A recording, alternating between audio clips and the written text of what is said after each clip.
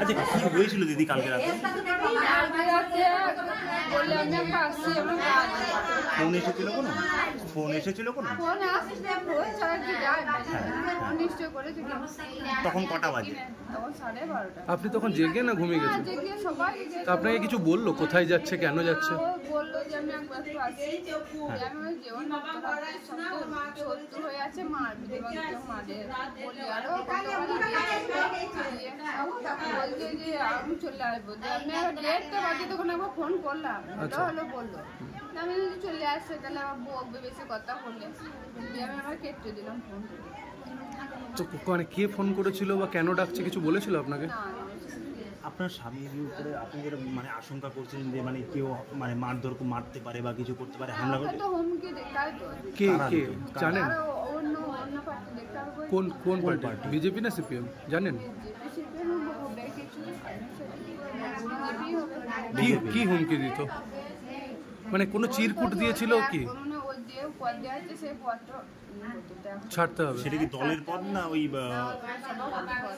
পঞ্চায়েতের সভাপতি পদ ছেড়ে দিতে হবে? এটা বিজেপি থেকে হুমকি দিত? না না সে তো ঠিক আছে। না ওই হুমকি কি ফোনে ফোনে হুমকি দিত?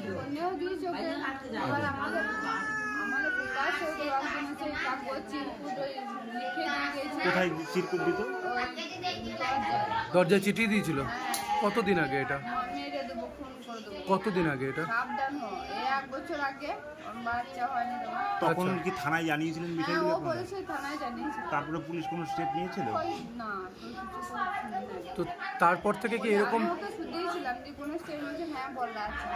তারপর কি এরকম চিঠি আর এসছে না একবারই? ওরকম চিঠি কতবার এসেছিল? তো এই যে মানে হুমকি দিত, তারপর আপনার স্বামী যে বাইরে যেত, মানে রাত্রিবেলা বাইরে যেত, তাতে কতটা ভয়ের কাজ করতে মনে হতো? এই যে মানে হুমকি পাওয়ার পর রাত্রিবেলা যখন স্বামী বাইরে যেত তখন কতটা ভয় লাগতো?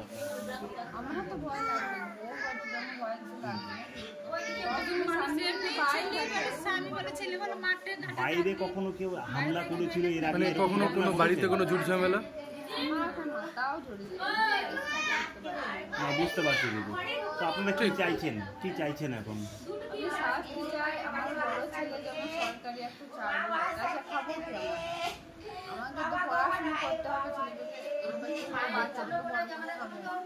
বড় ছেলের বয়স কত?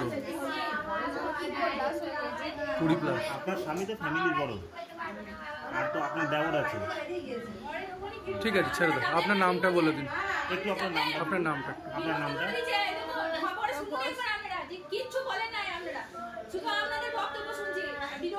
কি নাম বললেন?